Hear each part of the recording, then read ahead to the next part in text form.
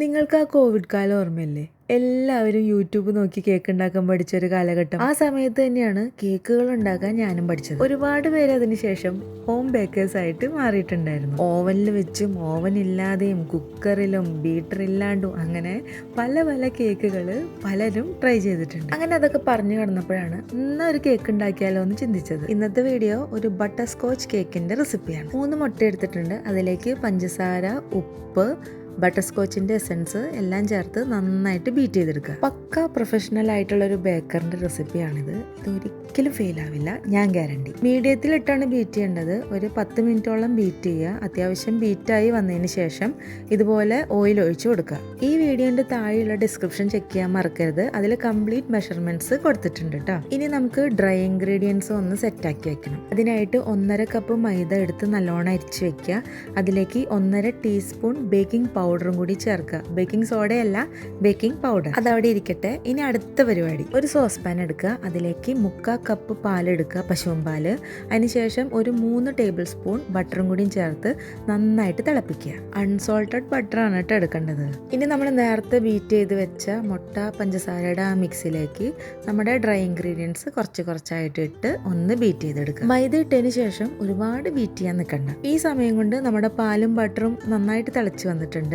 ഇനി അത് ചൂടോടുകൂടി തന്നെ നമ്മുടെ ബാറ്ററിലേക്ക് ഒഴിച്ചു കൊടുക്കുക. ഒരുപാട് ബീറ്റ് ചെയ്യാൻ നിൽക്കണ്ട, ജസ്റ്റ് ഒന്ന് മിക്സ് ആക്കി കിട്ടിയാൽ മതി. ബീറ്റർ വെച്ച് തന്നെ ബീറ്റ് ചെയ്യണമെന്നില്ല, ഇതുപോലെ വിസ്ക് വെച്ച് ഒന്ന് മിക്സ് ചെയ്തെടുത്താലും മതി. ബട്ടറൊക്കെ തേച്ച് വെച്ചിട്ടുള്ള കേക്ക് ടിന്നിലേക്ക് ഇനി ഒഴിച്ചു കൊടുക്കുക. 6 ഇഞ്ചിന്റെ 3 പാനാണ് ഞാനിവിടെ എടുത്തിട്ടുള്ളത്. ഇങ്ങനെ 3 പാൻ എടുത്ത് 3 എണ്ണത്തിലേക്ക് ഒഴിക്കണം എന്നൊന്നും യാതൊരു നിർബന്ധമില്ല കേട്ടോ. ഒരൊറ്റ പാനിൽ എടുത്താലും മതി. ഇങ്ങനെ ചെയ്യുമ്പോൾ കേക്ക് കട്ട് ചെയ്യുമ്പോൾ കാണാൻ നല്ല രസമായിരിക്കും. മാത്രമല്ല കേക്ക് മുറിച്ച് അങ്ങനെ ഓരോ പീസ്, ഒരെണ്ണം വലുത് ഒരെണ്ണം ചെറുത് അങ്ങനെ ഇരിക്കാതെ എല്ലാം ഒരേപോലെ ഇരിക്കുകയും ചെയ്യും. ഇനി നമുക്ക് ബേക്ക് ചെയ്യാം. ബേക്ക് ചെയ്യണത് ഓരോരുത്തരുടെ ഓവൻ അനുസരിച്ചിട്ടാണ്. ഇവിടെ ഞാൻ ഓവനിലാണ് ബേക്ക് ചെയ്യുന്നത് കേട്ടോ. 180 ഡിഗ്രിയിൽ ഒരു 20 മിനിറ്റ് ആണ് എനിക്ക് ബേക്ക് ചെയ്യാൻ എടുത്തുള്ളൂ. അങ്ങനെ നമ്മുടെ കേക്ക് ഇവിടെ റെഡി ആയിട്ടുണ്ട്. ഇനി നമുക്ക് ബട്ടർ സ്കോച്ചിന്റെ ഒരു സോസ് ഉണ്ടാക്കണം. ഒരു പാൻ അടുപ്പത്ത് വെച്ചിട്ട് അതിലേക്ക് 1/2 കപ്പ് ഷുഗർ ഇടുക. ലോ ഫ്ലെയിമിൽ ഒരുപാട് ഇളക്കാതെ നല്ലൊരു ഗോൾഡൻ ബ്രൗൺ കളർ ആകുന്ന വരെ നമ്മുടെ ഷുഗറിനെ ഒന്ന് മെൽറ്റ് ചെയ്ത് എടുപ്പിക്കുക. ഗോൾഡൻ ബ്രൗൺ ആവുന്ന സമയത്ത് 2 ടേബിൾ സ്പൂൺ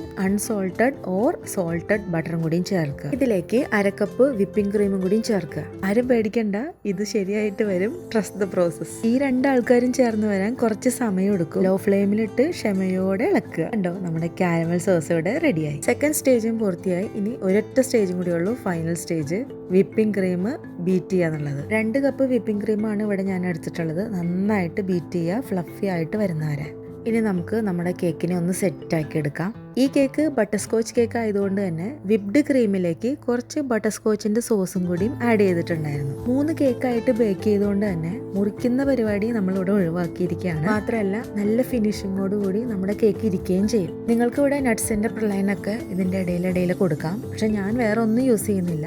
നമ്മളുടെ ആ ബട്ടർ സ്കോച്ചിന്റെ സോസ് മാത്രമാണ് ഇടയിൽ കൊടുക്കുന്നത്. ഓരോ ലെയറിലും വിപ്ഡ് ക്രീമും ബട്ടർ സ്കോച്ചിന്റെ സോസും കൊടുത്ത് നന്നായിട്ട് ക്രം കോട്ട് ചെയ്തെടുക്കാം. 1 മണിക്കൂറൊക്കെ ഫ്രിഡ്ജിൽ വെച്ചതിന് ശേഷം ഇനി നമുക്ക് ഫ്രോസ്റ്റ് ചെയ്തെടുക്കാം. ഫ്രോസ്റ്റിങ്ങിൽ ഞാൻ ഇപ്പോഴും പിച്ച വെച്ച് വരുന്നതുകൊണ്ട് തന്നെ ചെറിയ അപാകതകൾ നിങ്ങൾക്ക് കാണാൻ പറ്റുന്നതാണ്. ഓരോ കേക്കും ഇതുപോലെ ചെറുതായിട്ട് പഠിച്ച് പിച്ച വെച്ചിട്ടാണ് ഇത്ര വരെയെങ്കിലും ഞാൻ എത്തിയത്. സ്കോച്ചിന്റെ സോസ് ഇതുപോലെ ഡ്രിപ്പ് ചെയ്ത് കൊടുക്കാനാണ് ഞാൻ ശ്രമിച്ചുകൊണ്ടിരിക്കുന്നത്. ഈ സോസ് ഇരിക്കും തോറും കട്ടിയായിട്ട് വരും. അപ്പോൾ നമ്മൾ ജസ്റ്റ് ഒന്ന് ഡബിൾ ബോയിൽ ചെയ്ത് എടുത്താൽ മതി. ഇതാണ് ഫൈനൽ ലുക്ക്. വിചാരിച്ചതിലും ഭംഗിയായിട്ട് സ്റ്റൈൽ ചെയ്ത് എടുക്കാൻ പറ്റിയെന്നാണ് ഞാൻ വിശ്വസിക്കുന്നത്. എന്തൊക്കെയായാലും ടേസ്റ്റിന്റെ കാര്യത്തിൽ ഒരു കോംപ്രമൈസും ഇല്ല. ഇനി ഒരു രഹസ്യം പറയട്ടെ, ഈ കേക്ക് ഞാൻ ആദ്യമായിട്ടാണ് ഉണ്ടാക്കുന്നത്. എല്ലാവർക്കും ഇഷ്ടമായി, നിങ്ങൾക്കും ഇഷ്ടമായി എന്ന് വിചാരിക്കുന്നു. തീർച്ചയായിട്ടും ട്രൈ ചെയ്ത് നോക്കുക. ഇഷ്ടമായ സബ്സ്ക്രൈബ് ചെയ്യണേ.